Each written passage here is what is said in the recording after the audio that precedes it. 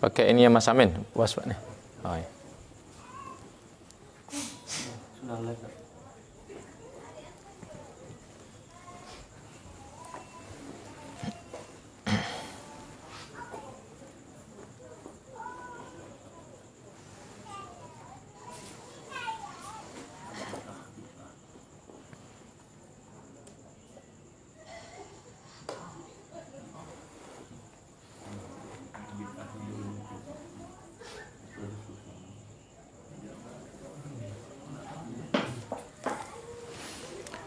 Assalamualaikum warahmatullahi wabarakatuh. Assalamualaikum warahmatullahi Fadah barakati qiraah Riyadus Salihin Liniatun salihah wa alam nuslafna sallallahu hadrat Nabi Muhammadin sallallahu alaihi wasallam wa ala alihi wa uladihi wa azwajihi dhurat wa ahli baiti jami' ikhwanihi minal anbiya'i wal mursalin wal awliya wa syuhada wa sahabat wa tabi'in wal ulama'il amilin wa ila jami'il malaikatil muqarrabin khususan sayyidina Jibril, sayyidina Mikail, sayyidina Israfil, sayyidina Israel thumma khususan Syekhina Al-Habib Taufiq bin Abdul Qadir Nasir Ja'far Syekhina Sikap Barakatul Hamzah Allah yanfa'una bi asrarihim wa anwarihim wa ulumihim tafa'an fid din wa dunya wal akhirah wa walidina wa walidikum wa amwatina wa amwatikum wa amwatil muslimin Allah yaghfir lahum wa yarhamhum wa yu'li darajatin fil jannah ibarakati Syekhul Islam Nabi Zakaria bin Ashraf An-Nawawi sya'ulillah lahumul Fatihah.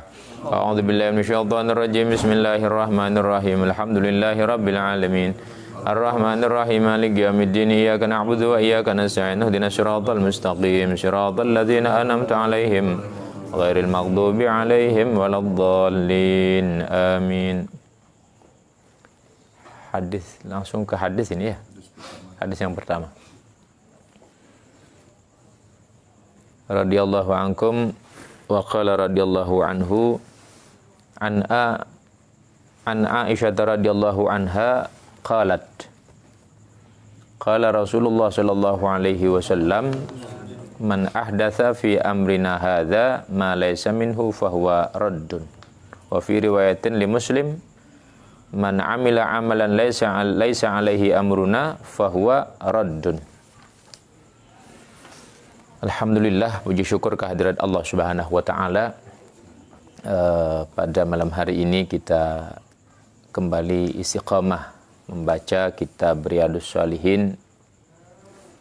Riyadun itu adalah taman, raudhah riyad. Taman daripada tamannya orang-orang soleh. Berharap mudah-mudahan dengan pembacaan kitab ini hati kita termasuk orang-orang yang dipenuhi dengan kesejukan, kedamaian, karena memang terikat erat kaitannya dengan orang-orang yang soleh, para sholihin. Amin ya rabbal alamin. Bab yang kita bahas di sini melanjutkan pada bab sebelumnya, yaitu babun fin nahyi 'anil bid'ah wa muhdatsatil umur. Bab menjelaskan tentang larangan daripada melakukan satu bid'ah dan perkara-perkara yang baru, muhdatsatul umur. Dari Siti Aisyah radhiyallahu anha, beliau adalah salah satu istri dari Rasulullah SAW yang sangat dicintai, istri yang cerdas dan istri yang termuda daripada istri-istrinya Rasulullah SAW. Menengok kembali pada sejarah beliau ini akan pernikahannya dengan Rasulullah SAW, bahwa ini pernikahan adalah atas perintah dari Allah Subhanahu wa Ta'ala. Kalau beberapa waktu ada kita mendengar lagu tentang Siti Aisyah radhiyallahu anha. Mungkin Allah menghendaki cara itu dikenalkan daripada kekasihnya ini, istri daripada kekasihnya Sayyidah Aisyah radhiyallahu anha, untuk dikenalkan kepada khalayak umum yang mereka belum mengenal siapa sih Sayyidah Aisyah radhiyallahu anha. Karena memang tidak semua manusia bisa menerima atau memahami alur sejarah insan yang mulia ini, dengan cara sebagaimana yang kita dapatkan. Bisa jadi dengan cara adanya lagu yang diciptakan seperti itu. Namun semua tentu ada hikmahnya. Bahwa pernikahan Siti Aisyah radhiyallahu anha itu unik, di mana fotonya beliau itu dibawa oleh malaikat Jibril lalu disodorkan kepada Rasulullah SAW, di mana Nabi Muhammad diperintahkan untuk mencari ini wanita, diperintahkan untuk mencari wanita ini. Dan singkat kisah, itu adalah wanita anak daripada sahabatnya sendiri, anak daripada sahabatnya sendiri, yaitu Sayyidina Abu Bakar Siddiq radhiyallahu anhu. Sehingga terjadilah pernikahan. Dan beliau ini sangat istimewa karena selain seorang wanita, sebagaimana umumnya wanita, beliau itu punya sisi lain, yaitu kecerdasan yang lebih. Sehingga dikatakan dari banyak periwayatan hadis itu termasuk terbanyak diriwayatkan oleh beliau, Siti Aisyah radhiyallahu anha. Beliau terbanyak meriwayatkan daripada hadis-hadis Nabi sallallahu alaihi wasallam. Nah, di antaranya beliau mengatakan bahwa Nabi sallallahu alaihi wasallam bersabda, "Man ahdatsa," barang siapa yang memperbaharui fi amrina, di dalam urusan kami, hadza yaitu dinul Islam, itu memperbaharui satu masalah dalam urusan agama Islam, ma laisa minhu, yang hal tersebut bukan bagian daripada agama Islam, fahuwa raddun, maka itu tertolak. Barang siapa yang dia membuat satu perkara yang tidak terkait sama sekali dengan urusan-urusan agama, perintah agama, aturan-aturan agama, maka itu tertolak. Wa fi riwayatin, dalam riwayat yang lain, li Muslim, dalam Sahih Muslim dikatakan, man amila, barang siapa yang mengamalkan, melakukan amalan, satu perbuatan, laisa alaihi amruna, laisa alaihi, yang tidak terkait atas amalan tersebut, amruna, urusan-urusan kami, urusan agama, fahuwa raddun, maka itu tertolak. Nah, ini dua hadis yang cukup terkenal, banyak dihafalkan oleh umat Islam, bahkan anak-anak muda banyak hafal hadis ini. Karena rupanya hadis ini dijadikan sebab kontroversi. Yang satu memahami secara letterlek zahirnya nas ini. Kemudian ulama-ulama kita, para salaf, mengajarkan memahami hadis ini tidak secara zahirnya. Karena kalau difahami secara zahirnya, man ahdatsa fi amrina hadza, jadi perkara-perkara baru, berarti semua yang berkaitan dengan perkara yang muncul sekarang ini yang tidak ada di zaman Rasulullah, maka seakan-akan tertolak. Begitu kesimpulannya. Kalau difahami secara zahirnya, arti daripada hadis ini. Tetapi para ulama tidak begitu mengajarkan. Para ulama tidak begitu mengajarkan. Diberikan pemahaman yang sangat mendalam. Kenapa? Karena kalau berbicara perkara baru itu kan banyak ya. Ya sederhana saja. Kalau saya ngaji, kita kemudian disuting video begini, ini kan perkara baru. Perkara baru. Nah, apakah tertolak? Lah, kalau difahami secara zahir ya berarti tertolak. Tapi jika kita melihat manfaatnya, apakah tidak manfaat kita di syuting, di live seperti ini? Tentu sangat besar manfaat. Dapat dikonsumsi oleh orang banyak. Lebih-lebih dalam kondisi fitnah corona ini, jadi orang-orang tidak berani keluar, tapi cukup dengan melihat video, dia bisa ikut ngaji. Artinya ini manfaat. Apakah ini bid'ah yang kemudian difahami bukan tidak ada terkait sama sekali dengan manfaat urusan agama? Ya tentu salah kalau kita memahami demikian. Nah, maka ulama tidak memahami hadis ini secara zahirnya.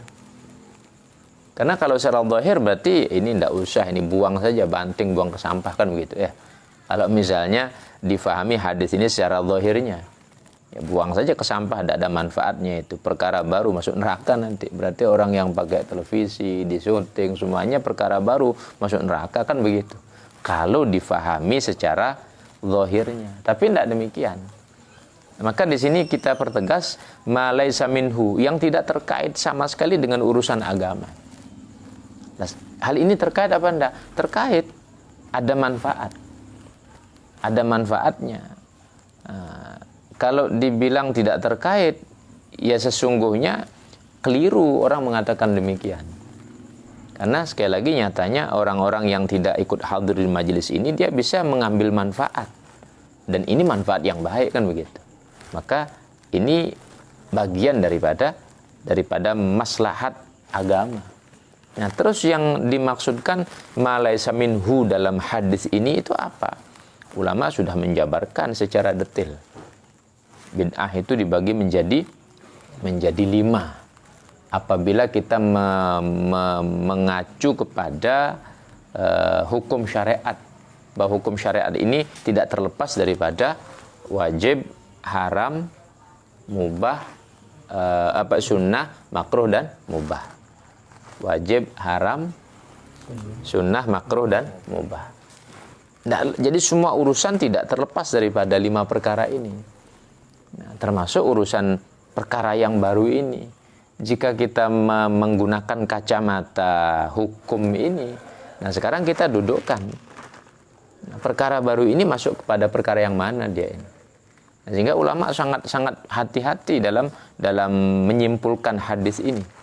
Di mana mereka mengatakan yang dimaksudkan bid'ah muharramah itu, muhdatsatul umur, yang sifatnya muharramah itu adalah yang terkait dengan akidah, keyakinan yang menyimpang daripada ajaran agama. Sehingga kesimpulan para ulama yang dimaksudkan bid'ah haram. Bid'ah haram itu adalah ya berkaitan dengan akidah. Akidah Mujassimah, akidah Jabariyah, akidah Mu'tazilah, akidah Khawarij, akidah Murji'ah, Syiah dan seterusnya. Itulah yang dikatakan bid'ah yang haram. Tapi kalau perkara-perkara yang lain yang baru, seperti ya kita sering membaca kalau di pondok itu kan sudah maklum. Pondok itu perkara baru, di zaman Nabi tidak ada pondok. Maka pondok itu dilihat, ini status pondok ini, fungsi manfaat pondok ini untuk apa? Rupanya untuk mengkader umat. Maka itu bukan perkara baru yang terlarang. Justru itu harus. Maka adanya pondok itu harus itu. Karena untuk menjadi wadah kaderisasi. Harus itu. Perkara baru. Tidak ada di zaman Nabi pondok itu ya. Kan tidak ada hadis Nabi mendirikan pondok pesantren. Kan tidak ada ya. Tidak ada riwayat itu. Nabi mendirikan pondok pesantren. Kemudian apalagi pondok pesantren kemudian pakai sumbangan-sumbangan. Tidak ada. Walaupun Nabi sendiri selalu banyak menggerakkan sahabat-sahabat yang kaya untuk nyumbang. Nanti pada bab berikutnya kita bahas bab tersebut. Di mana Nabi gerakkan itu. Ketika datang satu kelompok, satu kaum, mereka itu tampak lusuh, tampak orang-orang yang susah. Nabi melihat kaum tersebut karena sowan ke rumahnya Rasulullah, sowan ke hadapan Nabi. Dilihat tuh kok susah-susah semuanya. Lalu Nabi perintahkan Sayyidina Bilal azan. Setelah Sayyidina Bilal azan, kemudian dilaksanakan sholat, habis itu dikumpulin semuanya. Kalian lihat ini saudara-saudara kalian, ini susah semuanya ini. Siapa yang mau berderma, siapa yang mau bersedekah, siapa yang berinfak, silahkan semampunya. Digalang oleh Rasulullah. Nabi yang mengarahkan untuk mereka bersedekah. Nah, cuman tidak ada sedekah untuk bangun pondok pesantren. Pada waktu itu belum ada. Artinya ini perkara baru. Apakah tidak baik? Tentu baik. Tentu manfaat. Nah, ini jika kita mau bahas ya. Nah, dengan pembahasan ini maksud saya kalau yang sepuh-sepuh mungkin sudah maklum, tapi generasi muda berikutnya dari masa kita dan berikutnya mungkin mereka baru mendengarkan. Kalau tidak ada pengimbangan penjelasan seperti ini, khawatirnya mereka ikut aliran sebelah. Kalau sudah ikut aliran sebelah mengatakan bahwa man ahdatsa fi amrina hadza ma laysa minhu fahuwa raddun. kemudian dicontohkanlah hal-hal yang sederhana. Nanti buat lebaran ketupat bid'ah, sesat, masuk neraka. Kan contoh-contoh begitu, tahlilan sesat, masuk neraka. Nanti berulang-ulang itu saja. Mereka sebenarnya yang mengisukan ya. Nanti maulidan sesat, masuk neraka. Isra Mi'raj sesat, masuk neraka. Itu saja yang dicontohkan. Padahal banyak sekali contoh-contoh perkara baru yang itu tidak pernah terjadi di zaman Rasulullah. Nah, maka ini perlu saya tegaskan karena memang pada pembahasannya, kalau kita tidak pada pembahasannya, tentu untuk di kalangan kita sendiri yang sudah sering mendengarkan ini sepertinya bosan. Tapi dalam urusan agama tidak boleh bosan. Karena selain memang pemahaman, peneguhan keyakinan, benteng juga untuk kita dan untuk generasi muda berikutnya. Bukan hanya untuk kita saja. Wa fi riwayatin li Muslim man amila amlan laisa alaihi amruna fahuwa raddun. Jadi yang saya garis bawahi di sini kalimat laisa alaihi amruna, atau kalimat yang sebelumnya ma laisa minhu fahuwa raddun. Jadi yang tidak terkait sama sekali dengan urusan agama. Tapi kalau ada keterkaitan, anggap saya contohkan sekali lagi, tahlilan. Istilahnya memang baru. Apakah tidak terkait? Ada keterkaitan di dalam acara tahlilan itu. Kita baca apa? La ilaha illallah, kita baca tasbih, kita memuji Allah, kita baca sholawat. Itu terkait erat dengan agama. Kalau pas tahlilan kemudian kita pegang remi, teplak, nah ini memang tidak boleh ya. Itu bukan tahlilan namanya, kan begitu. Ya kita buat undangan tahlilan, habis itu orang diajak pegang domino misalnya, main domino begitu ya, atau diajak disiapi papan karambol itu, judulnya tahlilan. Ya ini memang tidak boleh. Tapi duduknya kita ini kan baca la ilaha illallah, baca sholawat, baca ayat Al-Quran, kan begitu ya. Jadi terkait dengan agama. Nah, saya kira demikian. Wallahu a'lam. Ya, berikutnya. Hadis yang kedua ya. Ya, mari dibaca. Ini An Jabir ya. mana yang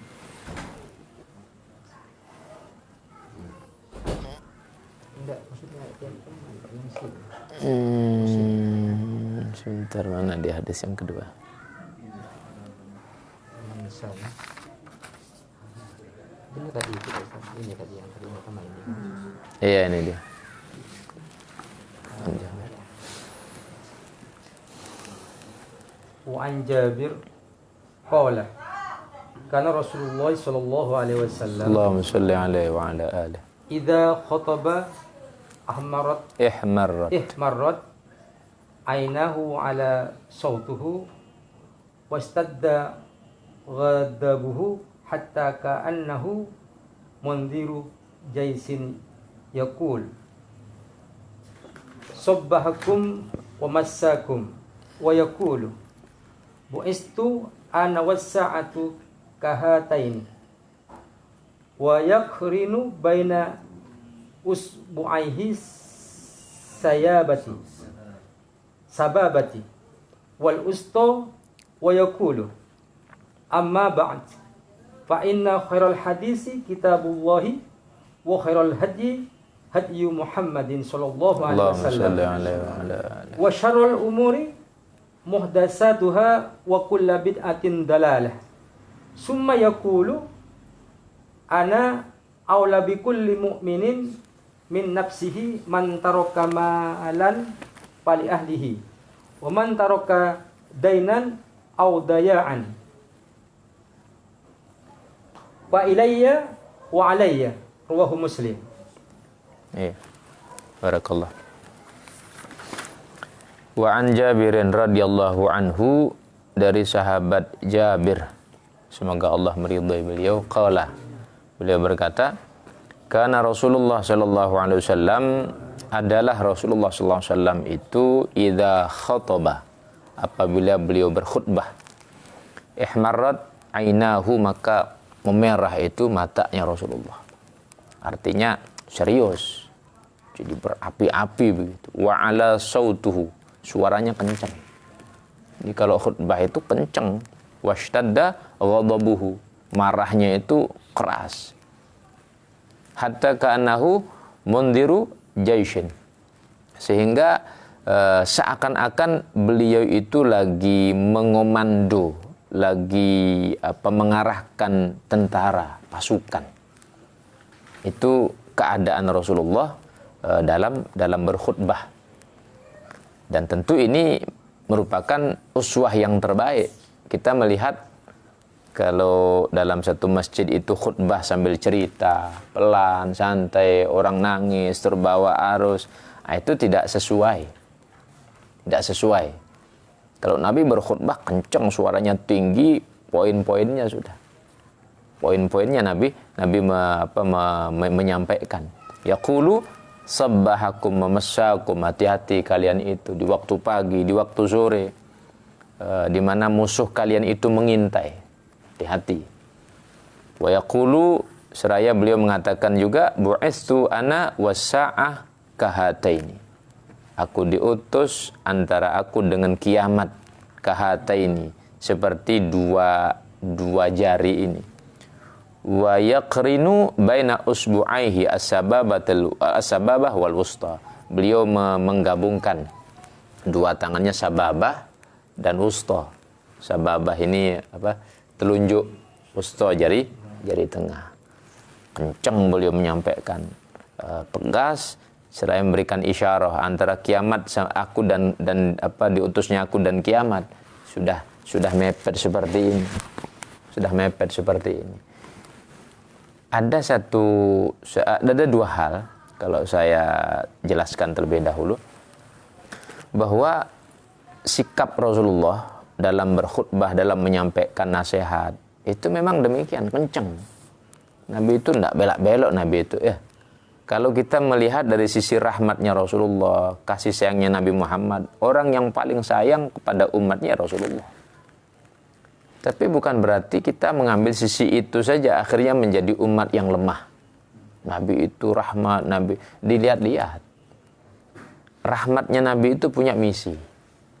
Sikap lemah lembutnya Nabi itu punya misi. Dan rata-rata orang yang dikondisikan seperti itu, mereka jadi mu'alaf. Rata-rata seperti itu. Terkadang kita berlemah lembut tapi tidak punya misi. Asal berlemah lembut saja ya. Ikut arus, kadang ikut, bukannya menarik orang jadi mu'alaf. Terkadang kita yang lemah keimanannya. Kita mungkin masih agak kuat goyah, anak kita lepas. Banyak seperti itu.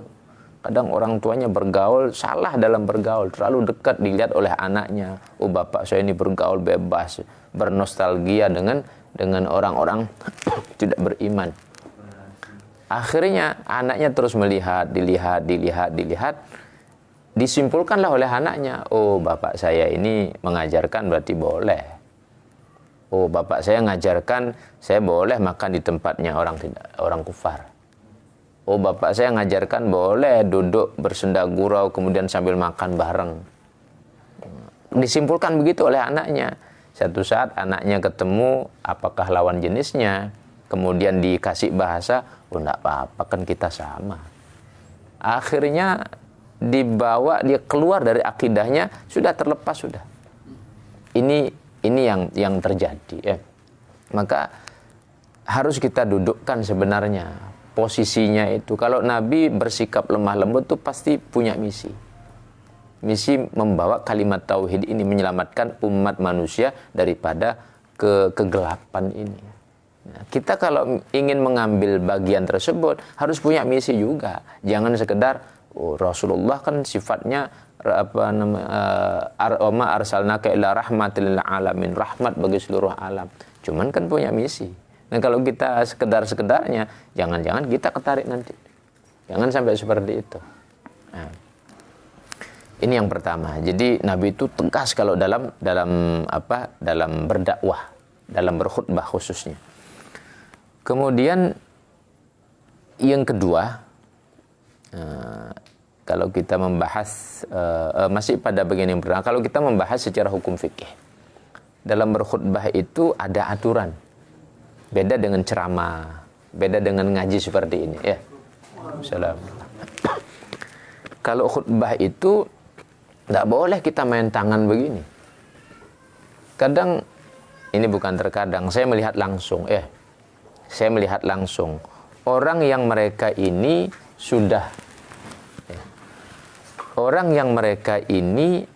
sudah punya titel bahkan LC sudah ya. Saya melihat langsung ini. Ini bukan sekedar bukan bahasa hoax ini ya. Saya melihat langsung. Jadi dalam khutbahnya begini. Ini khutbah Jumat ini. Khutbah Jumat. Kalau dalam madhab Syafi'i kita pelajari dari guru-guru kita, tidak boleh. Kenapa? Makanya coba sebelah sini ya. Ya biar agak depan dikit. Agak maju dikit enggak apa. Ya. Kalau dalam madhab Syafi'i, kita diajari oleh guru-guru kita, kalau khutbah itu, kenapa disunnahkan pegang tongkat? Supaya tangan ini tidak main ke sana kemari. Yang satu pegang mimbar, yang satu pegang tongkat. Supaya tangan ini tidak begini-begini. Nah, satu sisi ini diperdebatkan, memang jadi perdebatan dalam fikih.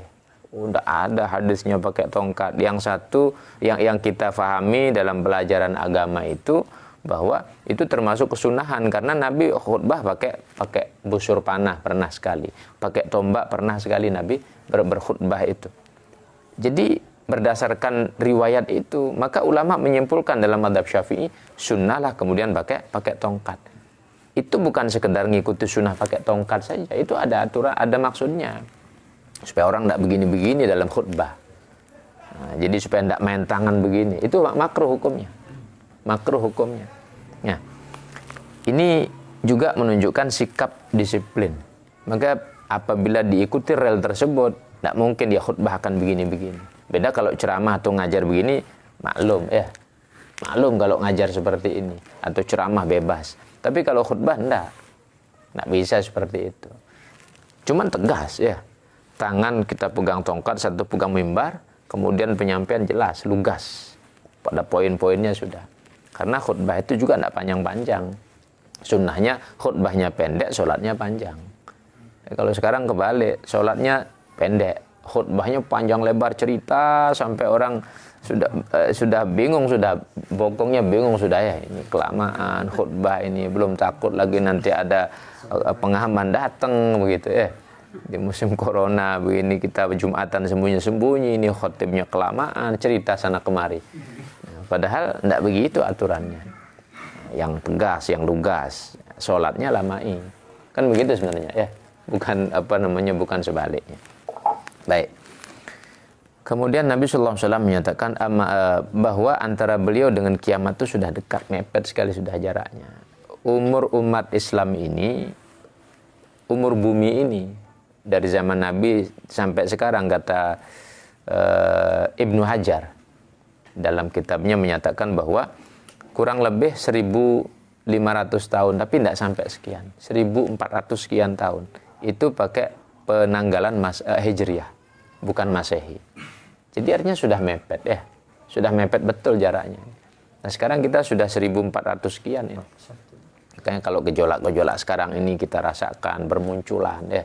Sebenarnya ini bibit untuk menggiring ke sana. Ini memang menjadi sunnatullah, tidak bisa kita pungkiri. Ini sunnatullah, tetapi bukan berarti kemudian kita abai. Kalau ada masalah ya selesaikan. Nah, seperti sekarang ini, gejolak RUU HIP itu ya. Nah, jadi rancangan undang-undang untuk merubah dasar Pancasila, diperas itu ya. Yang lima sila itu mau diperas menjadi trisila. Nah, ini masalah besar ini. Artinya ketika itu terjadi dihadapi. Tidak bisa kemudian, oh ya sudah tidak apa-apa, ini sunnatullah, mungkin nanti ini jadi sebab perang. Jadi tidak bisa demikian. Ada masalah selesaikan. Kalau tidak akan lebih parah lagi nanti akibatnya. Makanya ulama itu cerdas, tanggap dia, cepat melihat daripada masalah ini. Karena kalau tidak demikian, ya bisa jadi nanti tumpah darahnya itu sia-sia. Nah, maka sebelum itu terjadi ya disikapi sebelumnya ya, disikapi sebelumnya. Nah, makanya kenapa MUI juga bersuara seperti itu. Ya, terlepas daripada memang ada orang-orang mungkin yang dia tidak berniat baik. Tapi ada juga orang yang terpengaruhi. Tapi ada juga memang orang-orang yang dia melihat dengan bijaksana bagaimana kalau terjadi seperti ini. Tentu ada hikmah yang besar. Nah, jadi ini di antara contohnya. Namun yang jelas ini mendekati kiamat akan terjadi banyak gejolak-gejolak. Ini haji tahun ini sudah jelas diumumkan Menteri Agama tidak berangkat. Kalaupun nanti diberangkatkan, ini waktunya mepet, tidak mungkin sudah persiapan. Persiapannya tidak mungkin. Saya ngobrol-ngobrol sama salah satu teman itu, kalaupun mungkin diberangkatkan mendadak, itu paling yang plus dia bisa berangkat. Tapi kalau yang reguler, tidak mungkin dia bisa berangkat. Persiapannya panjang itu. Nah, sedangkan sudah mepet seperti ini. Ya. Artinya kalau sampai tidak haji, ya berarti ini satu kalau saya katakan kekecewaan. Walaupun kembali lagi semuanya merupakan sunnatullah ya. Jadi ini proses. Allah kasih hikmah. Kenapa kok demikian? Bisa jadi kenapa kok orang Indonesia tidak dikasih datang ke Mekah? Apa sebabnya? Ya seperti sekarang masjid-masjid ditutup. Kalau kita menyalahkan corona, memang itu makhluknya Allah. Kalaupun ada itu terjadi ya. Tapi masalahnya di balik masalah tersebut, kenapa orang Islam kok dia diberatkan untuk datang ke masjid? Itu seakan-akan sepakat dari pemerintah, dari MUI bahkan sepakat sudah jangan ke masjid. Kalaupun ke masjid harus pakai macam-macam. Apa hikmah di balik itu? Jangan-jangan memang Allah marah ini sehingga umat Islam tidak boleh ke masjidnya sendiri. Bisa jadi hikmahnya seperti itu. Kalau kita mau dalami lagi ya. Artinya ini sebagai proses apa yang Nabi katakan, bu'istu ana wasa'ah kahataini. Jadi sudah mepet-mepet kiamat memang ini ya. Sudah mepet-mepet kiamat. Kita tidak bisa abaikan itu. Cuman kalau ada masalah ya selesaikan. Ada masalah kita selesaikan. Wa yaqulu, seraya mengatakan, amma ba'du, setelah mengucapkan basmalah dan hamdalah, beliau kemudian katakan, fa inna khairul hadis kitabullah. Sebaik-baik ucapan, sebaik-baik kalimat yang disampaikan, sebaik-baik ungkapan itu adalah apa yang termaktub, apa yang tersirat di dalam Al-Quran, kitabullah. Tidak ada sudah tandingannya sudah. Tidak ada tandingannya. Baik tentu menurut Allah. Kadang baik menurut manusia, tapi belum tentu baik menurut Allah. Kalau misalnya Allah katakan bahwa innamal khamru wal maisiru wal ansab wal azlam rijsun min amal syaitan. Khamr, kemudian juga mengundi nasib dan seterusnya. Itu adalah rijis min amali syaitan. Kalau kita melihat kacamata manusia, bagi mereka yang hidup di satu daerah yang biasa mengkonsumsi itu, mereka tidak terima. Loh ini baik, ini penghangat badan. Kalau di Eropa sana, ini penghangat badan ini. Kok dikatakan rijis kan begitu ya? Kan begitu kalau menurut manusia. Tapi menurut Allah, rijsun min amali syaitan. Kan seperti itu ya. Jadi bisa jadi baik menurut Allah, tapi menurut manusia tidak baik. Cuman mana yang kita pakai? Ya yang baik menurut Allah. Jangan yang baik menurut manusia. Ini contoh. Itu terang dalam Al-Quran. Nah makanya kenapa kita sebagai orang Islam ini harus selalu belajar agama, supaya kita difahamkan terhadap kebenaran itu. Bahwa apa yang Allah katakan itu benar. Ini loh yang Allah sampaikan dalam Al-Quran. Sehingga kita tidak berbenturan langsung dengan Tuhan yang kita yakini sebagai Tuhan. Tidak berbenturan langsung dengan aturan-aturan Allah. Kalau benturan sama manusia sih aman, orang meninggal masing-masing beres. Kalau benturan sama Allah, sampai ke akhirat nanti kita terus berurusan itu ya. Kalau kita berbenturan sama Allah. Kalau kita bermasalah sama Allah sampai ke akhirat, terus nanti dituntut. Mau bagaimana kita? Siapa yang mau bela kita? Nggak bisa. Nah. Wa khairul hadi Muhammad sallallahu alaihi wasallam, dan sebaik-baik petunjuk itu adalah petunjuk daripada Rasulullah. Nabi ini memberikan petunjuk yang terbaik sudah. Nah, cuman masalahnya lagi bagaimana supaya kita tahu petunjuknya? Ya ngaji begini. Kita khatamkan ini kitab sampai selesai tuntas. Oh, rupanya begini loh ajaran Islam. Ini petunjuk dari Rasulullah. Ini yang terbaik ini. Tapi kalau kita tidak belajar, ya tidak tahu mana petunjuk yang dari Nabi. Mana yang bukan petunjuk, mana kebenaran, mana yang bukan benar. Kan kita tidak tahu. Ya, dan ketika kita bicara agama, terlepas daripada tendensi macam-macam. Tidak ada urusan politik, tidak ada urusan apa. Enggak. Kita murni sampaikan agama ini seperti ini. Tidak ada itu urusan macam-macam, tidak ada urusan jabatan, tidak ada. Kita murni sampaikan agama ini, mudah-mudahan Allah ridho, kan begitu ya. Tapi namanya nyampaikan kebenaran, ya terkadang orang dia tidak terima. Ada orang yang dia menerima pelan-pelan. Ya semua hidayah dari Allah. Yang penting niatan kita harus benar ya. Jangan tujuannya macam-macam. Wa syarrul umur muhdatsatuha, dan seburuk-buruk perkara itu adalah perkara yang dibuat-buat. Perkara yang dibuat-buat, perkara yang baru. Wa kullu bid'atin dhalalah, dan semua bid'ah itu adalah sesat. Ini hadis terkait dengan hadis yang sebelumnya, tapi saya garis bawahi lagi bahwa tidak semua perkara baru kemudian dimaksudkan di dalam maksud hadis ini. Tadi saya sudah jelaskan bahwa itu perkara baru jika mengacu kepada sumber agama, wajib, haram, sunnah, makruh, mubah, ya maka kembali hukumnya ke sana. Seperti yang saya jelaskan tadi. Ya.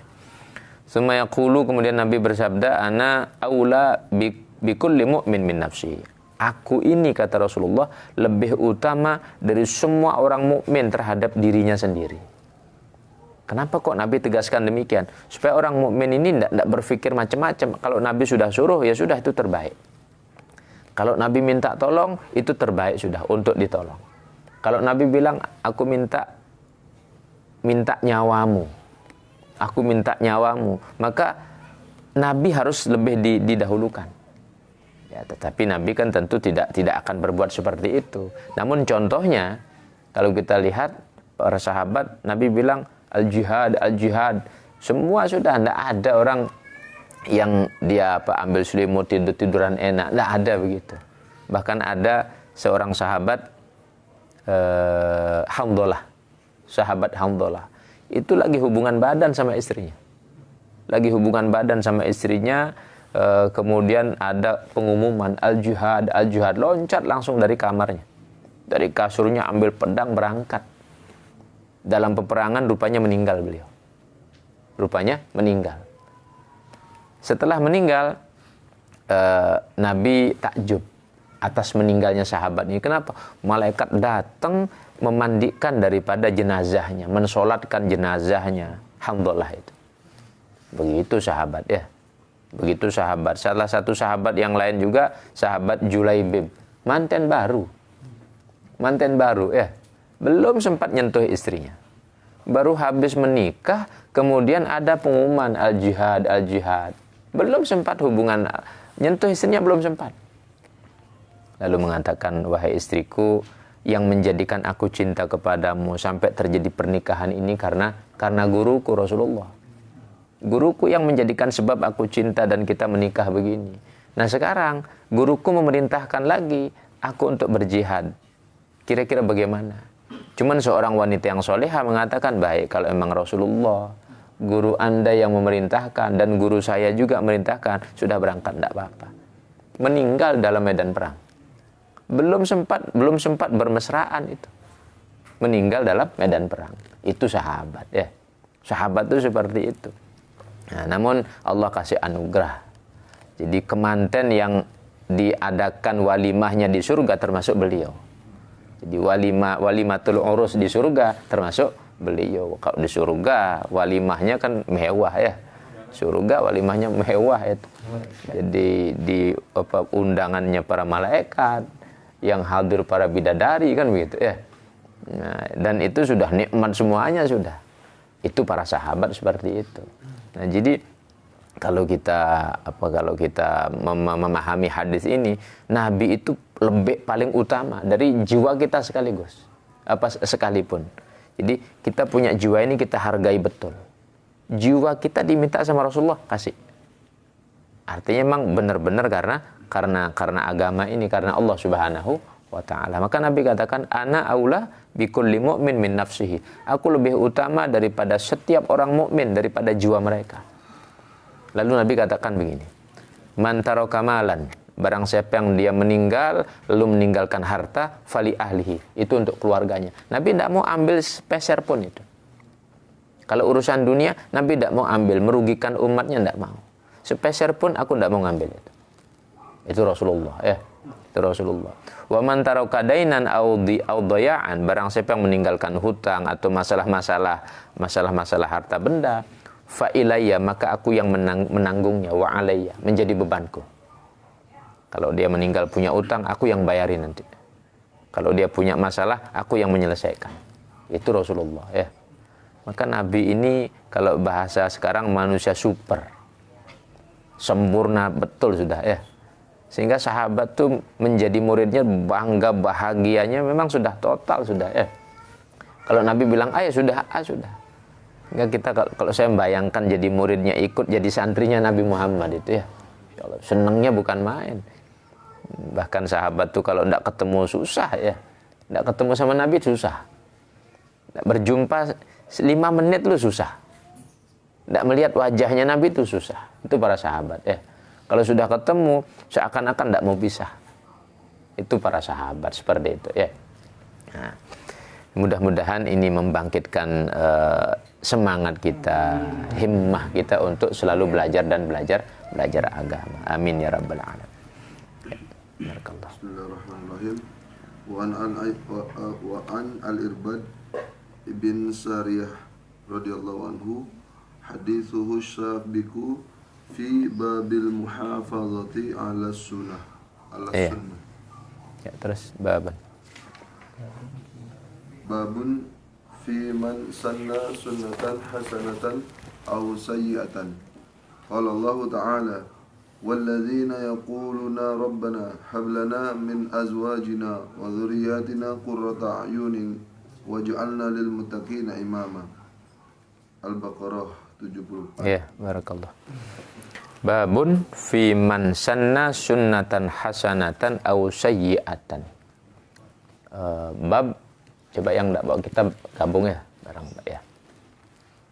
Bab menjelaskan tentang orang-orang yang dia itu melakukan satu perbuatan yang baik menjadi contoh, atau satu perbuatan yang buruk yang itu menjadi contoh juga. Sanna sunnatan hasanah au sayyi'ah. Nah, ini bab ini menjelaskan tentang kita kalau berbuat tuh hati-hati. Kalau berbuat baik nanti diikuti banyak orang ya bagus, tapi kalau berbuat jelek hati-hati, ya. Nah. Sudah enggak, itu sudah terlewat ya. Qala Allah Ta'ala, Allah berfirman dalam Al-Qur'an, walladzina yaqulu, dan mereka orang-orang yang berkata, berdoa, Rabbana, wahai Tuhan kami, hablana, anugerahkan kepada kami, min azwajina, dari istri-istri kami, wa dzurriyyatina, dan anak turun kami, anak turun kami, hablana min azwajina wa dzurriyyatina qurrata a'yun, menjadi penyejuk daripada hati kami. Salim dulu. Dah, adik masuk dulu ya. Mau ikut sini. Ya, duduk yang baik.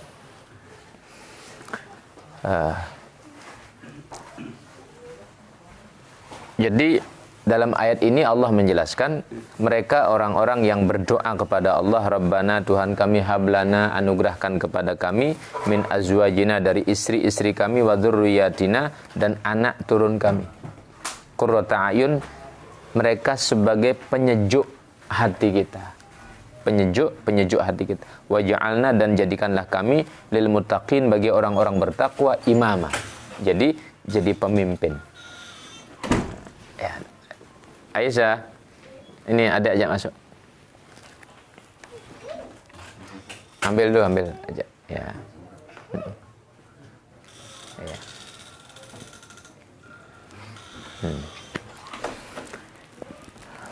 Ayat ini menegaskan kepada kita ada 2 hal yang ingin saya yang ingin saya garis bawahi.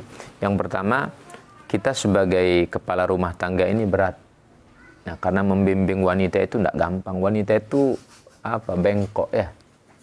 Bengkok wanita itu. Kalau dipaksa patah deh. Kalau kita biari tetap saja bengkok, susah diatur. Nah maka selain kita berproses untuk membimbing pelan-pelan, sabar, kadang emosi, kadang ya dirayu-rayu, kadang ya dikasih hadiah macam-macam kan begitu ya. Nah, doa jangan lupa. Doa jangan lupa ya. Ini nanti yang sudah punya istri, yang belum, nanti diingat-ingat nasihat saya ini. Jangan lupa berdoa. Ini ayat diulang-ulang baca bagus ya. Habis sholat baca ini ayat berulang-ulang. Karena memang kekuatan itu hanya dari Allah. Menundukkan hatinya orang itu atas izin Allah. Kalau Allah tidak izinkan tidak bisa ya. Walaupun kita bilang istri sudah tiap hari kumpul, tidur bareng, kemudian makan bareng, bercanda bareng. Tapi kalau sudah lagi dia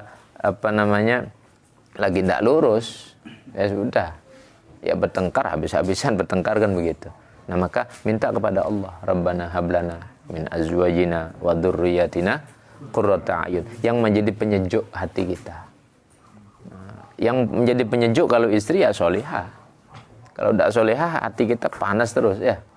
Pulang-pulang suruh buatin kopi, buatin teh, gelas pecah misalnya. Ini kan panas ya. Panas hati kita ini. Sudah disuruh minta tolong tidur tidak bangun-bangun misalnya. Nah, ya, panas hati kita ya. Nah, tukar saja pada Pak Haji. Jangan ditukar, ditambah. Tukar tambah. Ya tidak bisa begitu juga. Karena sudah menjadi amanah, ya mau tidak mau harus dibimbing. Nah maka untuk merubah hal tersebut berdoa. Jangan seperti Pak Haji bilang tukar saja. Salah begitu ya. Berdoa kepada Allah. Jadi qurrata a'yun. Kemudian anak juga sama seperti itu. Anak ini amanah dari Allah. Kalau kita kerasi juga ya terus menerus ya salah juga. Kalau kita tidak kerasi ya salah juga. Tapi harus difahami, memang harus ada yang keras salah satunya. Nah nanti yang ibunya mengimbangi. Nah jadi salah satunya itu harus ada yang keras, ada yang lemah. Yang nanti lemah semuanya, anaknya tidak jadi nanti. Kalau keras semuanya, tidak jadi juga ya. Jadi ya semuanya kita kan pernah jadi anak. Kalau bapak kita keras, kasar, ibu kita keras, kasar, ya kita ya aur-auran hidupnya. Tapi kalau bapak kita keras, emang perlu ada yang ditakuti juga. Kalau tidak ditakuti, akhirnya anak kita berani nantang kelahi sama bapaknya kan ada ya. Bapaknya tantang kelahi. Ada juga kan begitu. Nah itu kan karena apa? Mungkin sama-sama terlalu lembut, terlalu dimanja. Akhirnya kebablasan. Akhirnya seperti itu.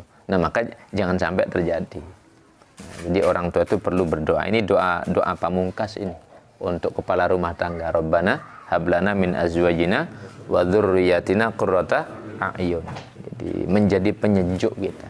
Wa ja'alna lil muttaqina imama. Jadikan kami ini pemimpin orang-orang yang bertakwa. Kita berdoa supaya keluarga kita jadi orang-orang bertakwa. Kita berdoa supaya keluarga kita jadi orang-orang takut kepada Allah. Tidak gampang ya. Tidak gampang. Ya maka perlu diajak ngaji. Ya kita pun juga harus ngaji. Karena kalau kita berharap mereka jadi takwa tapi kita belum bertakwa, nanti diprotes juga. Sampean nyuruh-nyuruh sholat, sampean tidak sholat kan gitu jadinya. Nanti kan begitu. Ini jadi masalah ini. Kalau kita tidak mencontohkan, akan jadi masalah ya. Maka perlu kita mencontohkan itu. Ya, uswah. Ya.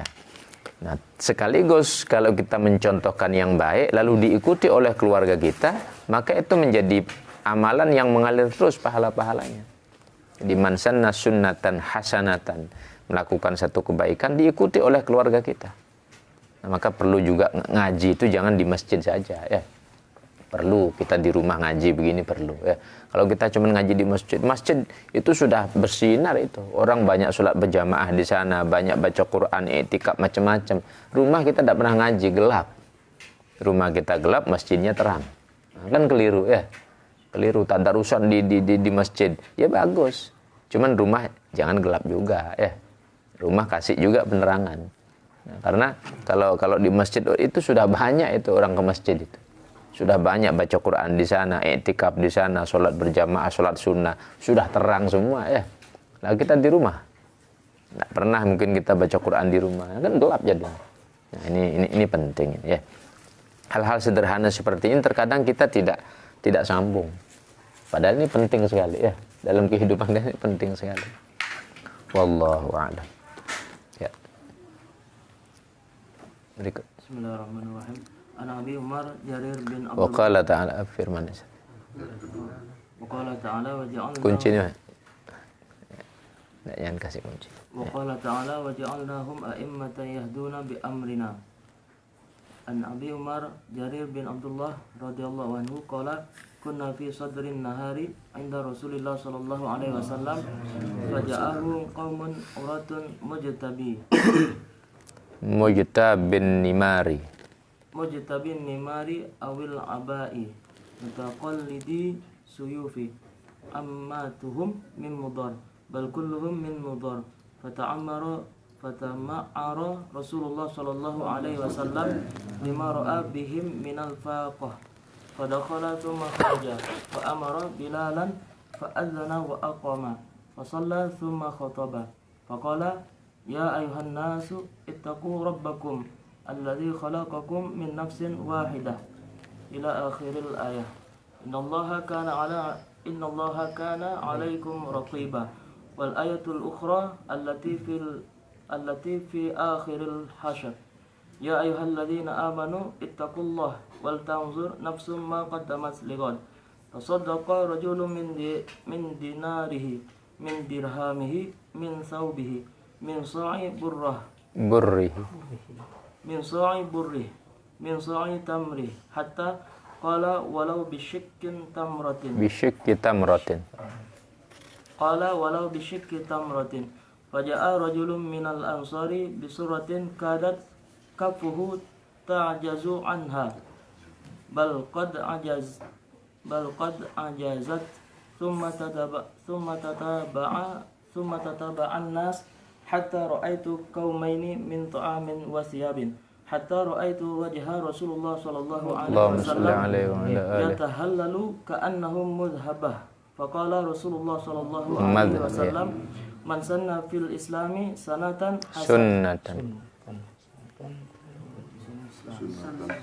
man sanna sunnatan hasanatan falahu ajruha wa ajru man amila biha ba'dahu min ghairi an yanqusa min ujurihim syai'un wa man sanna fil islam wa man sanna fil islami sunnatan sayyi'atan kana alaihi wizruha wa wizru man amila biha min ba'dihi min ghairi an yanqusa min awzarihim syai'un rawahu Muslim. Dari dari Abi Amr dan Jarir bin Abdullah radhiyallahu anhu qala, dari sahabat Abi Amr dan Jarir bin Abdullah, beliau mengatakan bahwa bercerita kunna fi sadrin nahar inda Rasulillah sallallahu alaihi wasallam. Satu waktu kami ada di waktu siang di hadapan Rasulullah. Di hadapan Rasulullah sallallahu alaihi wasallam. Faja'ahu qaumun, maka datanglah menemui Rasulullah satu kaum uratun, dalam keadaan tidak pakai pakaian secara normal. Mujtabin nimar, yang menggunakan selendang kasar ya, selendang kasar, awil aba, atau ya pakaian kasar lah ya, pakaian kasar. Mutaqallidis suyuf, yang dia membawa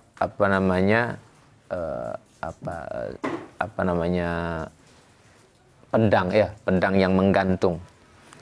Jadi dalam keadaan ya pakaian apa adanya, lusuh, kemudian membawa pedang yang disarungkan, digantungkan di bahunya.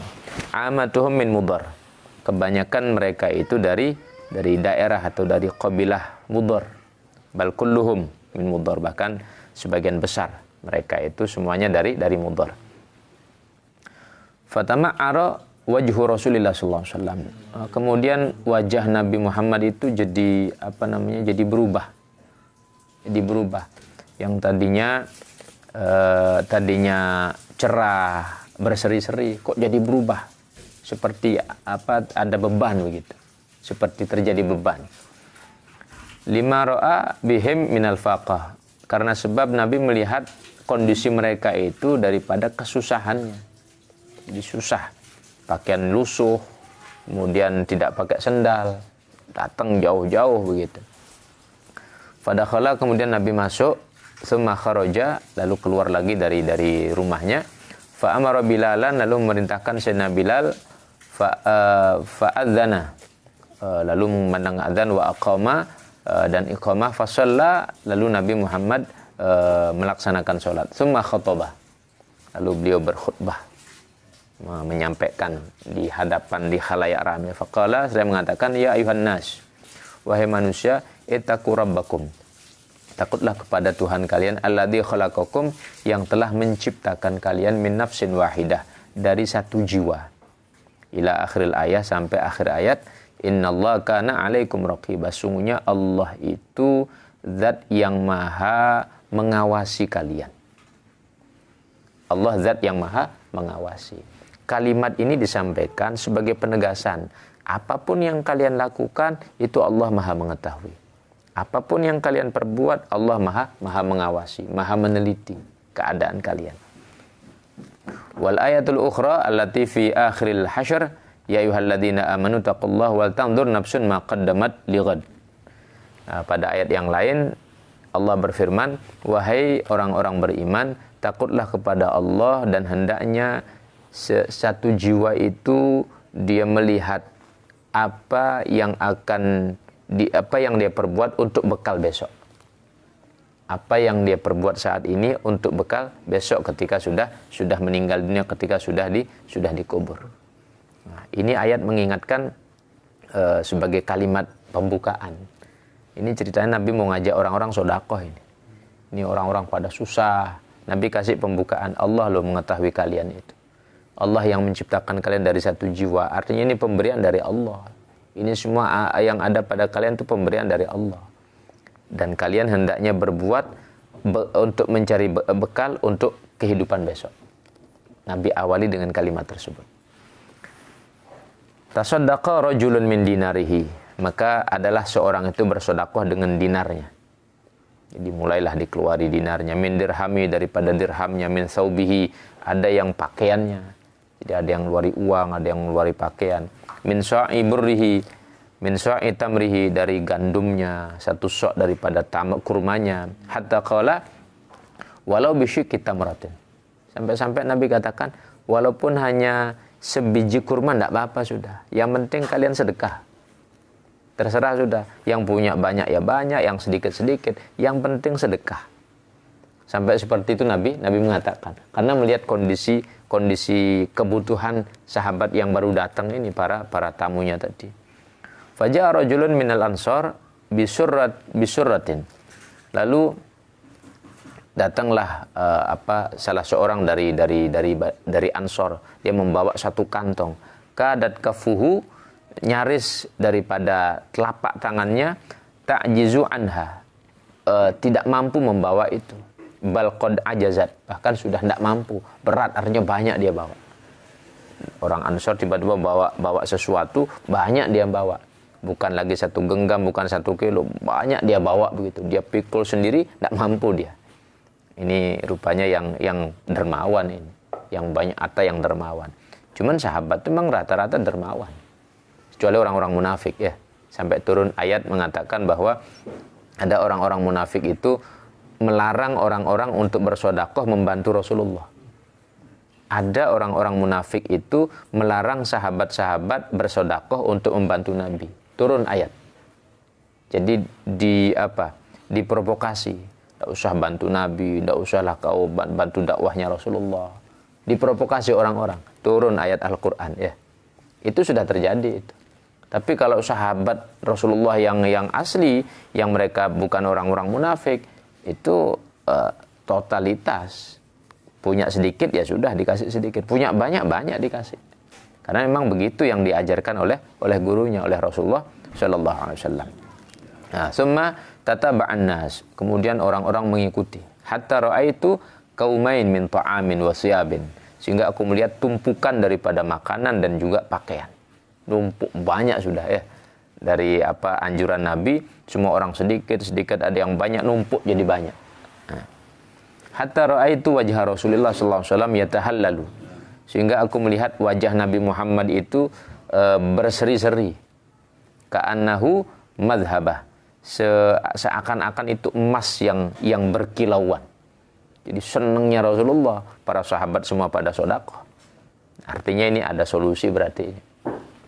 Faqala Rasulullah sallallahu alaihi wasallam, lalu beliau bersabda, man sanna fil Islam sunnatan hasanah, barang siapa yang dia melakukan satu perbuatan dalam Islam daripada perbuatan yang baik, falahu ajruha, bagi dia pahalanya, wa ajru man amila biha, dan pahala orang yang melakukan perbuatan seperti dirinya, ba'dahu, setelahnya, min ghairi, tanpa an yankuso, dikurangi, min ujurihim, dari pahalanya, syai'un, sedikit pun. Kalau misalnya ada si A, dia bersodakoh air mineral, orang bersodakoh, dia ini melakukan ini, sekaligus ini dia mencontohkan, berarti dia mencontohkan. Kok minggu depan ada yang ikut-ikutan? Nah, dia mencontohkan pertama, dia tetap dapat pahala ini. Nah, yang melakukan kedua ini, dia dapat pahala dan tidak dikurangi pahalanya. Tapi pahala orang pertama melakukan ini terus dapat dia. Ini yang dimaksudkan. Kalau misalnya ada orang tiba-tiba bawa pisang goreng misalnya, minggu depan ada lagi bawa pisang goreng. Nah, yang bawa kedua ini dapat pahala dan tidak dikurangi, dan diberikan pahalanya kepada orang pertama ini tanpa mengurangi pahala yang kedua ini. Terus seperti itu ya. Terus seperti itu. Nah, wa man sanna fil Islam sunnatan sayyi'ah, dan barang siapa yang dia melakukan satu perbuatan dalam Islam ini daripada perbuatan yang jelek, kana alaihi wizruha, dia punya dosa itu. Wa wizru man amila biha, dan dosa orang yang melakukan hal tersebut min ba'dihi, setelahnya, min ghairi an yankusa min auzarihim syai'un, tanpa dikurangi sedikit. Kalau saya kasih contoh di kampung-kampung itu ya. Ada dia ceritanya merantau di kota. Pulang-pulang dia ceritanya anak kota kan gitu ya. Lalu karena dia banyak uang, banyak fulus, buatlah dia kafe di rumah. Akhirnya anak-anak muda ikutlah ke sana itu ya. Pertama dia bangga ceritanya mempengaruhi. Akhirnya banyak di sana orang minum khamr macam-macam, yang tadinya ngaji jadi tidak ngaji, yang tadinya dia baik sama orang tuanya jadi marah-marah, gara-gara dia itu. Gara-gara dia, satu kampung jadi rusak. Maka dosanya satu kampung ini itu dilimpahkan kepada dirinya. Dilimpahkan kepada dia. Karena dia menjadi sebab perusak pertama. Nah, maka hati-hati kalau kita berbuat jelek. Lebih baik kita kalau berbuat jelek, tapi ini bukan lebih baik dalam artinya kita melakukan perbandingan ya. Kalau orang berbuat jelek, pribadi saja sudah. Orang mau sembunyi, silahkan sembunyi sendiri, jangan tahu orang lain. Kalau kita mau berbuat jelek, cukup dia sama Allah saja. Tapi kalau sudah berbuat jelek, disebar-sebar, dicontohi, ini loh saya berbuat begini, dicontoh sama orang, dia dapat dosa, dan kemudian diikuti oleh orang lain, dapat dosa juga, ditransfer dosanya. Double dia punya dosa. Bahaya ya. Bahaya kalau seperti itu. Nah, maka kalau berbuat jelek, lebih baik sendiri. Cuman ya jangan berbuat jelek kan begitu ya.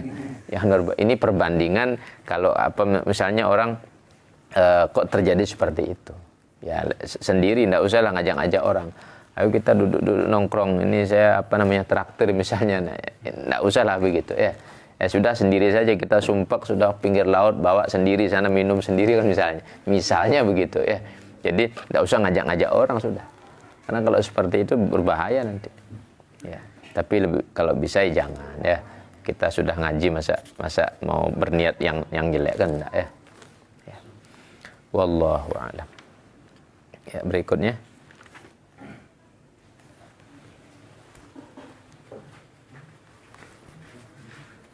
monggo Mas Imam. Ya. Hadis yang kedua.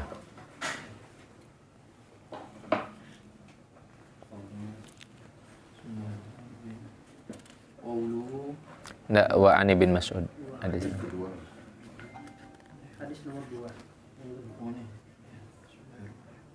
Wa Ani bin Mas'ud radhiyallahu anhu, anna Nabiyya Allahumma shalli alaihi wa ala alihi wasallam. min nafsin tuqtalu zulman illa kana ala ibni adamal awwali kiblum min damiha li'annahu kana awwala man sannal qatla apapun oleh. Iya. Wa an Ibnu Mas'ud radhiyallahu an, dari sahabat Ibnu Mas'ud radhiyallahu an. Sahabat yang salah satu sahabat yang memiliki rahasia-rahasianya Rasulullah. Salah satu sahabat yang langkah sendalnya sudah kedengaran di surga, ya. Salah satu sahabat yang pernah dihajar di depan Ka'bah oleh Abu Jahal. Oleh Abu Jahal karena berani baca Al-Quran di depan Ka'bah pada awal-awal dakwah. Sampai pingsan dianiaya oleh Abu Jahal. Tapi keberaniannya ini menjadi contoh, ya. Menjadi contoh bahwa kalau dalam urusan agama berani seperti itu, ya itu bagus. Cuman kalau urusan lain berani ya dipikir-pikir dulu. Kalau urusan agama berani tidak apa-apa, ya. Tapi kalau yang lain ya dipikir-pikir dulu. Kalau agama sudah lurus-lurus saja sudah. Jangan menggak-menggok sudah, ya. Beliau meriwayatkan bahwa Nabi sallallahu alaihi wasallam bersabda, "Laisa min nafsin," tidaklah dari satu jiwa, tuqtalu dzulman, yang dibunuh secara zalim, illa kana ala ibn Adam, kecuali ada atas anaknya Nabi Adam al-awwal, yang pertama kali. Siapa itu? Qabil, ya. Anak pertama Nabi Adam itu, Qabil. Qabil itu lahir di surga. Wakila kalau Habil itu lahir di bumi. Maka Qabil itu merasa, aku ini lahir di surga, kamu kan di bumi, aku lebih mulia katanya. Jadi ada angkuh si Qabil itu, ya. Ada rasa angkuh. Wakila seperti itu saya baca dalam tafsir Baghawi seperti itu. Kemudian ada lagi mengatakan si Qabil ini punya kembar. Nabi Adam itu kan punya anak 40. Kembar semua.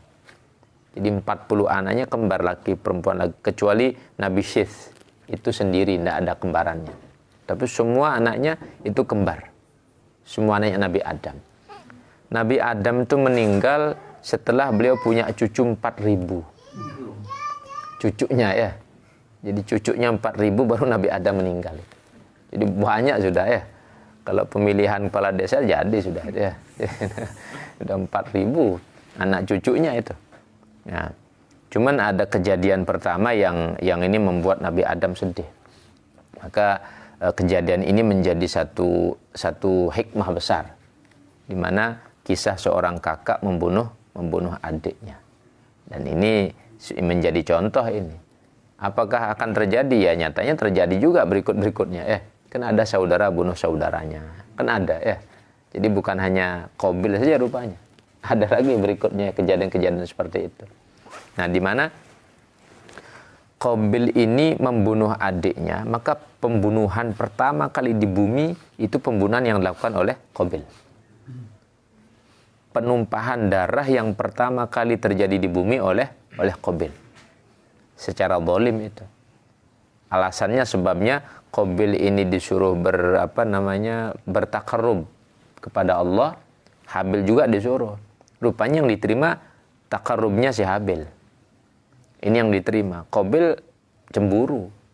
Nah, cuman pertanyaannya kenapa kok ini diterima, ini kok enggak, kan gitu pertanyaannya. Rupanya si Qabil ini enggak ikhlas. Si Qabil ini dia berbuat enggak ikhlas. Akhirnya ditolak sama Allah.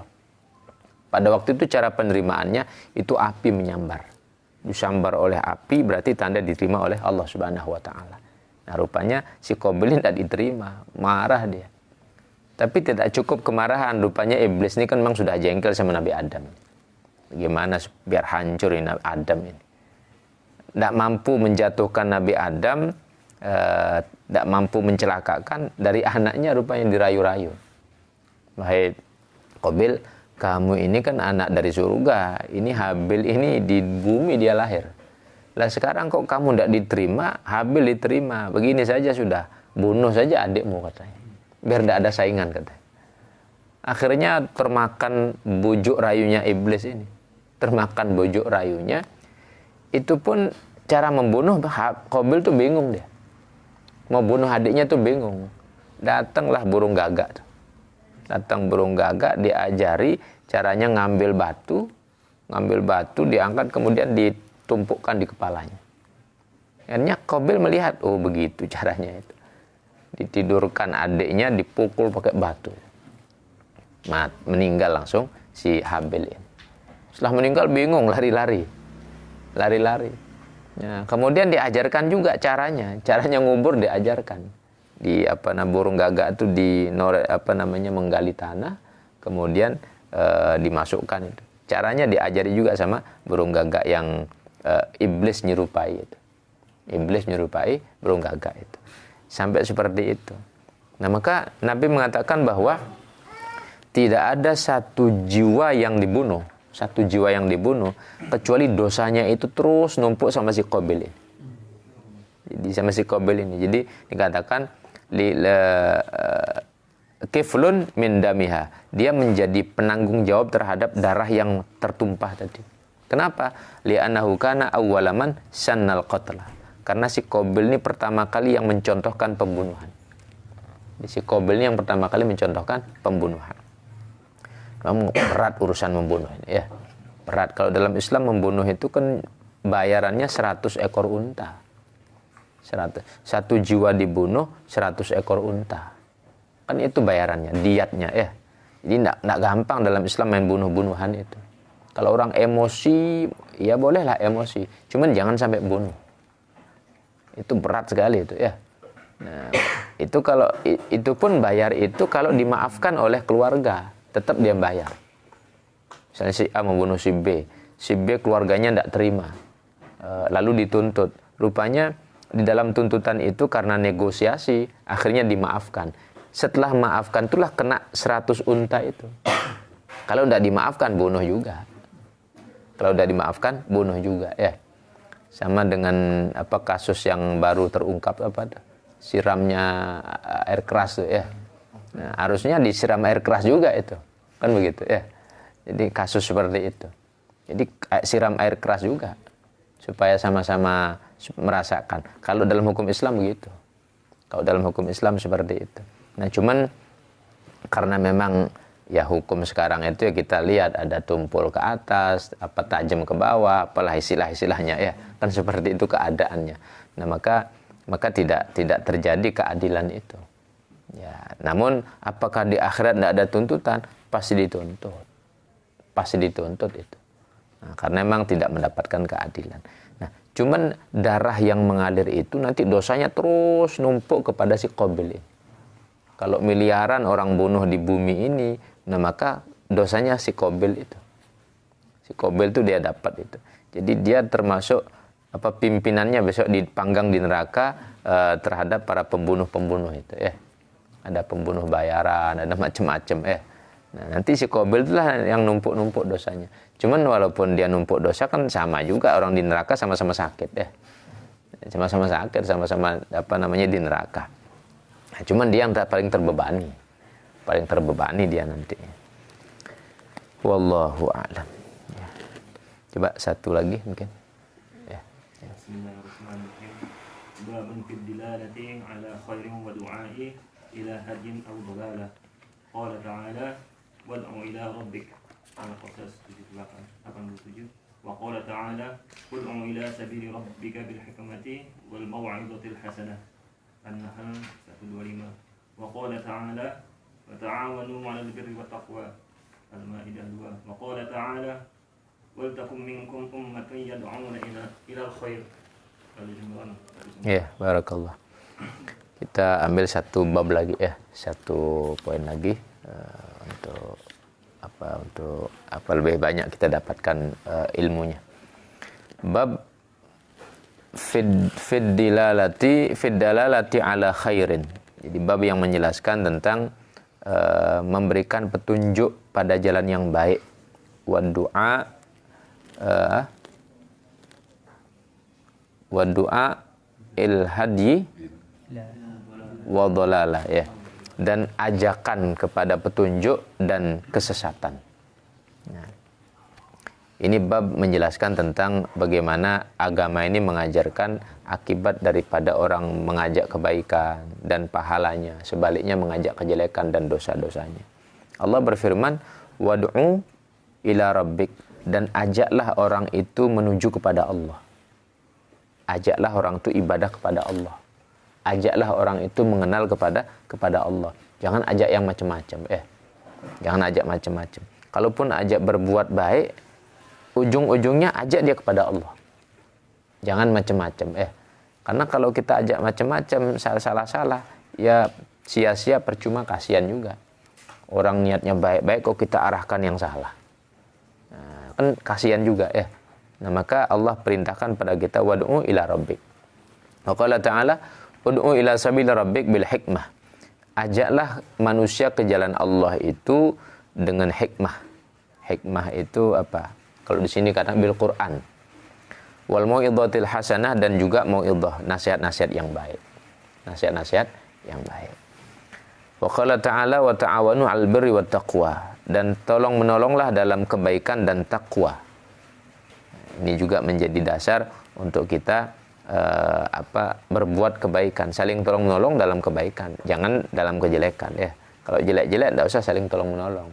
Kalau sudah tahu arahnya jelek ya sudah, lepas saja, jangan ikut-ikutan. Nanti numpuk-numpuk dosanya sama nanti itu. Sudah tahu arahnya melenceng salah, enggak usah ikut-ikutan sudah. Karena enggak, nanti saya bisa merubah, saya bisa. Kalau kira-kira kapasitas kita bukan merubah, lebih baik putus, jangan ikut. Bukan mutus silaturahim, tapi memutus jalan untuk nantinya kita terjerumus ke sana. Lebih baik putus. Tapi kalau kira-kira kita mampu meluruskan, ya silahkan, tidak apa-apa. Nah sekarang kita ukur-ukur pribadi. Oh ini dia arahnya buruk, oh ini arahnya begini. Oh kalau saya ikut terus kayaknya tidak mampu saya nanti. Ya sudah, putus. Tapi bukan dalam arti memutus silaturahim, ya, memutus pintu keburukan yang kita tidak mampu nanti untuk mengkanternya. Nah, putus. Nah, jadi itu sikap yang benar ya, itu sikap yang. Tapi kalau memang kita mampu, silahkan, tidak apa-apa. Silahkan kita, tidak apa-apa ya. Jadi ta'awanu 'alal birri wat taqwa. Wa qala ta'ala wal takum minkum ummatun yad'una ilal khair, dan hendaknya ada di antara kalian itu satu umat yad'una ilal khair, yang mengajak pada kebaikan. Jadi tidak boleh orang diam-diaman semuanya, acuh tak acuh. Abdullah bin Mas'ud menyatakan, inna min akbaril kabair, min akbaril dzunub, sesungguhnya dari dosa yang besar, di antara dosa besar itu adalah an yaqula rajulu li akhihi ittaqillah. Ada orang bilang takut pada Allah. Lalu orang itu menjawab, alaika binafsik, ya sudah, urus dirimu sendiri, ngapain ngurus-ngurus aku. Nah, ucapan itu termasuk salah satu dosa besar di hadapan Allah. Ada orang dikasih tahu, sudah, ngapain ngurus-ngurus saya, ngapain ngurus keluarga saya, sudah, urusan kamu sendiri. Kadang ada orang begitu ya. Itu termasuk dosa yang besar di hadapan Allah. Ucapan itu tidak boleh begitu. Dan kita juga jangan berprinsip begitu. Oh nanti kita ngurus keluarga orang lain, nanti kita dibalikkan. Dalam agama tidak ada seperti itu. Kalau saudara kita anggap saudara, kita nasihati. Kalau kita anggap saudara, kita ingatkan dia. Jangan sifatnya individualisme itu kan tidak bagus ya. Tidak boleh seperti itu. Jadi ingatkan mereka. Itu termasuk dosa besar, dan kita jangan coba-coba nanti orang nasihati, sudah, urus dirimu sendiri, ngapain ngurus-ngurus aku. Jangan sampai ngomong begitu ya. Ya cukup gitu ya, terima kasih sudah nasihati saya. Terima kasih sudah ingatkan saya. Itu lebih enak dia, lebih cantik kita kedengarannya ya. Daripada sudah ngurus kamu sendiri, kamu juga belum baik, ngasih tahu aku. Nggak boleh begitu ya.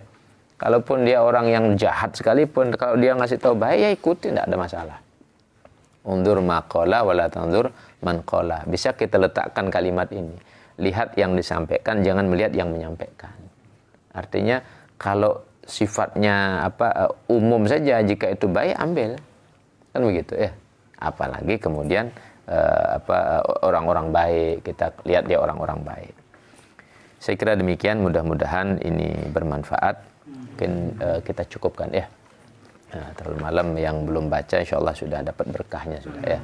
Niatnya hadir sudah dapat, ilmunya sudah kita dapatkan. Mudah-mudahan bagi saya pribadi, keluarga saya dan keluarga kita semuanya mendapatkan berkah daripada majelis ilmu ini, dan mudah-mudahan Allah berikan istiqomah pada kita semuanya. Saya mengajak coba diajak juga saudara-saudara kita. Barangkali yang ingin ngaji, yang ingin bergabung, insya Allah kita rutin malam Kamis ini ya. Rutin malam Kamis, coba diajak untuk bersama-sama ngaji. Kalau kita mengajak kok dia ikut ngaji, nanti pahalanya dia kalau pas kita uzur dah ikut ngaji, dia ngaji, kita dapat pahala terus. Walaupun kita absen atau pulang kampung lah misalnya, tapi dia masih ikut ngaji, nanti terus kita dapat aliran pahala itu. Nah, maka jangan eman kalau ngajak ya. Jangan eman kalau ngajak. Ayo kita ngaji. Walaupun dia berat awal-awalnya, berikutnya kok ringan. Insya Allah pada saat dia terus ringan untuk hadir, kita terus dapat kucurannya. Ini yang kita harapkan ya. Maka saya mengajak, mari kita saling mengingatkan, di-share kalau ada jadwal ini, di-share juga. Barangkali dengan terketuk hati. Al-Fatihah. Bismillahirrahmanirrahim. Alhamdulillahirabbil alamin arrahmanir rahim maliki yaumiddin iyyaka na'budu wa iyyaka nasta'in shiratal mustaqim shiratal ladzina an'amta 'alaihim ghairil maghdubi 'alaihim waladdallin. Bismillahirrahmanirrahim. Alhamdulillahirabbil alamin sallallahu ala sayyidina Muhammad wa ala sayyidina Muhammad. Rabbana fa'na ma 'allamtana rabbi 'allimna alladhi yanfa'una rabbi faqihna faqih ahlana wa qarabatil lana fi din wa hikmatil unsa wa zakat rabbi wafiqna fi ma taradika wa lana fi'lan karama warzuqil kulla halalan daiman wa akhlaq ya ulama nahadha fa kullu syarr Allahumma inna la dzikrika wa syukrika wa husni ibadati Allahumma ij'alna wa uladana wa ahlana tullaban khair wa ahlil ilmi wa ahlil ibadah wa la taj'al wa ya min ahli syarri wad dhair rabbana atina fid dunya hasanah fil akhirati hasanah wa qina adzaban rasulullah sallallahu Muhammad walhamdulillahi rabbil alamin. Al-Fatihah.